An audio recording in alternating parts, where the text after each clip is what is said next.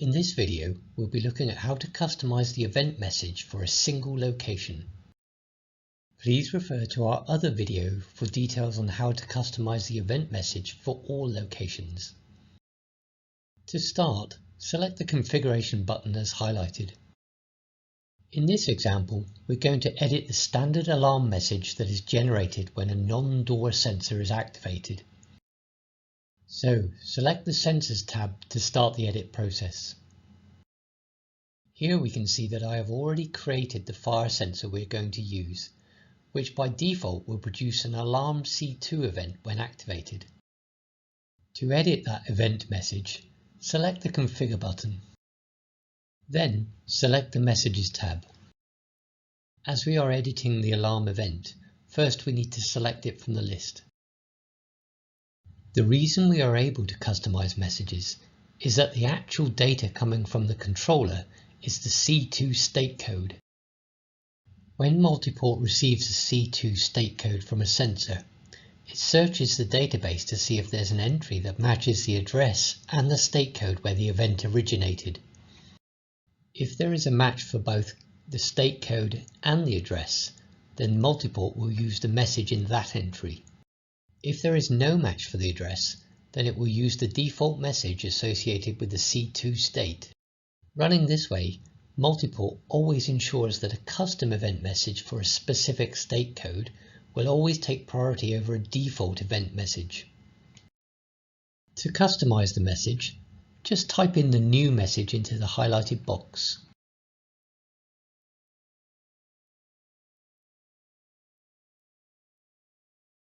The priority level associated with this message can be changed. The default priority value is low. A low priority event will be displayed in the desktop transaction window and in the desktop alarm window. Changing it to medium or high will change the text color and give the alarm a higher priority in the alarm window events list. However, changing it to none will cause the event to be only displayed in the desktop transaction window. Changing it to any of the remaining priorities will cause the event to not be displayed in the desktop at all, and depending on the priority selected, it may not even be recorded in the database. In this case, as it's a fire alarm, we're going to change the priority to high.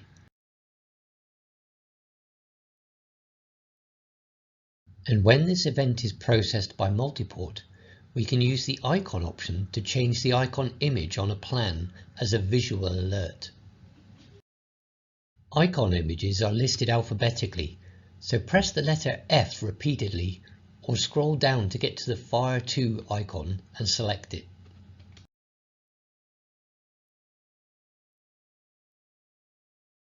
Although it's not displayed in this video, you would also want to change the secure message and set that icon to Fire 1, so that the fire icon changes to green when the sensor goes into a secure condition.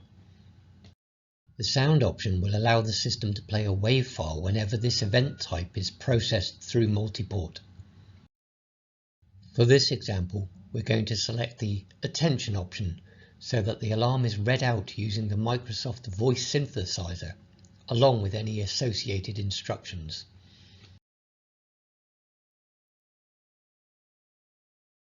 The Routing option allows you to select a configured alarm routing rule. These allow for alarms to be displayed on one workstation first before being displayed on a second workstation if the alarm is not acknowledged within the timeout period.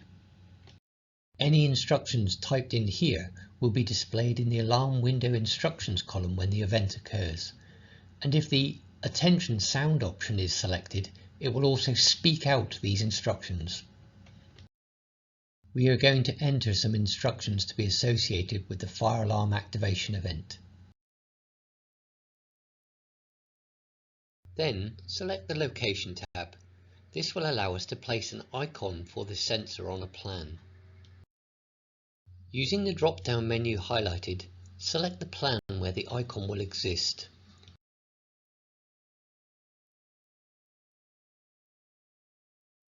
With the plan selected, click onto the plan where you wish to place the sensor icon. A flashing red-white dot will appear to highlight the location.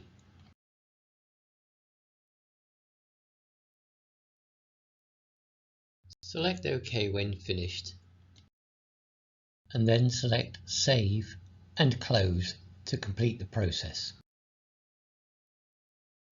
So now when we test the sensor, the plan where the fire icon is located will be displayed, and the icon changes to the fire symbol while the associated alarm sound is played. Attention! Fire alarm activated. Start evacuation procedure. And we can see the custom event being displayed in both the transaction window and the alarm window in red text because it was changed to a high priority alarm.